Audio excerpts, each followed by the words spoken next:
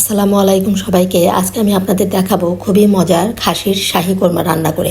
আশা করি রেসিপিটি আপনাদের ভালো লাগবে। এখানে আমি 1.5 কেজি খাসির মাংস ভালো করে ধুয়ে পরিষ্কার করে নিয়েছি। এর মধ্যে দিলাম 1 টেবিল চামচ পরিমাণ আদা বাটা, 1 টেবিল চামচ পরিমাণ রসুন বাটা, 1 চামচ জিরা বাটা, 1 চামচ পরিমাণ পেঁয়াজ বাটা, 1 চামচ পরিমাণ দেবো আমি এর ভিতরে ধনিয়ার গুঁড়া, আর 1 চামচ পরিমাণ লবণ। লবণটা দিয়ে এর ভিতরে আমি হাফ কাপ পরিমাণ টক দই আগে থেকেই ফেটিয়ে রেখেছিলাম, সেই টক দইটা দিয়ে দিলাম। টক দইটা দিয়ে এখন মাংসটা সব ভালোভাবে একসাথে মাখিয়ে এটা আমি 1 ঘন্টার জন্য ম্যারিনেট করে রেখে দেবো। এভাবে যদি মশলা দিয়ে মাংসটা মাখিয়ে 1 ঘন্টার মতো রেখে দেন তাহলে খাসির মাংসের কোনো গন্ধই লাগবে না। আর এখানে আমি একটা মশলা করে নিব। এখানে কাজু বাদাম, কাঠবাদাম, সামান্য পরিমাণ নিয়েছি জয়ফল, জয়ত্রী, আর নিয়েছি কিশমিশ। এগুলো সব একসাথে আমি বেটে নেব। এখন একটা প্যানে আমি পরিমাণ মতো তেল দিয়ে দিলাম, দিয়ে এর ভিতর আমি 1 কাপ পরিমাণ পেঁয়াজ কুচি দিয়ে দিলাম। পেঁয়াজটা হালকা আমি ভেজে নিয়ে এর ভিতর গরম মশলা দিয়ে দিব আমি তেজপাতা, দারচিনি, সাদা এলাচ, লং আর একটা স্টার মশলা দিয়েছি। আর সাদা এলাচটা অবশ্যই মুখটা এভাবে ভেঙে দিতে হবে। এখন গরম মশলাটা দিয়ে আমি পেঁয়াজের সাথে কিছুক্ষণ ভেজে নিলাম। ভেজে নিয়ে এর মধ্যে যে ম্যারিনেট করে মাংসটা রেখেছিলাম সেই মাংসটা আমি দিয়ে দিব। মাংসটা দিয়ে বাটিতে সামান্য একটু পানি দিয়ে মশলাটা ধুয়ে আমি এই পানিটা দিয়ে দিলাম।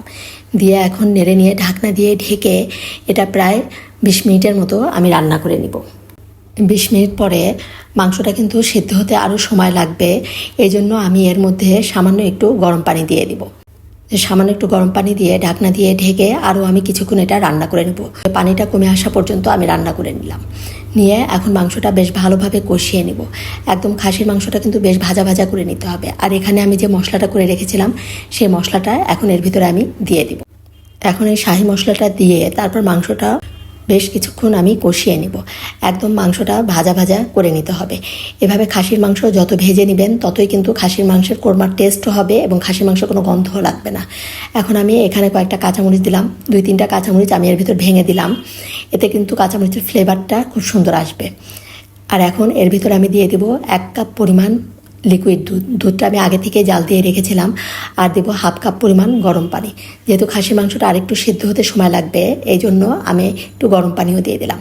দিয়ে এখন ঢাকনা দিয়ে ঢেকে আরও প্রায় 15 মিনিটের মতো রান্না করে নিব। এই খাসির শাহী কোরমাটা খেতে কিন্তু খুবই মজা হয়। এটা সাদা পোলাওয়ের সাথে খেতে কিন্তু খুবই ভালো লাগে। এখন এই যে 15 মিনিটের পরে আমি এর মধ্যে দিয়ে দিলাম প্রায় 1 চামচ পরিমাণ গরম মশলার গুঁড়া আর দিয়ে দিলাম পেঁয়াজ বেরেস্তা। পেঁয়াজ বেরেস্তাটা দিয়ে এখন এর ভিতরে আমি 1 চামচ পরিমাণ চিনি দিয়ে দিলাম। যেহেতু কোরমা একটু মিষ্টি হয় এই জন্য অবশ্যই একটু চিনি দিতে হবে। চিনি দিয়ে ঢাকনা দিয়ে ঢেকে আমি আর 5 মিনিটের মতো রান্না করে নিলাম। এই যে রান্নাটা কিন্তু আমার হয়ে গিয়েছে। একদম শেষ পর্যায়ে আমি 1 টেবিল চামচ পরিমাণ ঘি দিয়ে দিলাম। কোরমাতে অবশ্যই একটু ঘি দিতে হবে, এতে কিন্তু শাহী ফ্লেভারটা খুব সুন্দর আসবে। এখন আমি উপরে একটু পেঁয়াজ বেরেস্তা দিয়ে দিলাম, দিয়ে ঢাকনা দিয়ে ঢেকে এটা দমে রেখে দিই। আর এখন আপনাদেরকে আমি দেখিয়ে দিচ্ছি মাংসটা এত সুন্দরভাবে সিদ্ধ হয়েছে, খুব সফট হয়েছে এই মাংস রান্নাটা। আর খেতেও খুবই মজা হয়েছিল।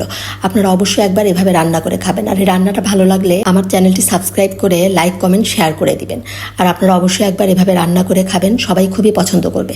ধন্যবাদ সবাইকে। আল্লাহ হাফেজ।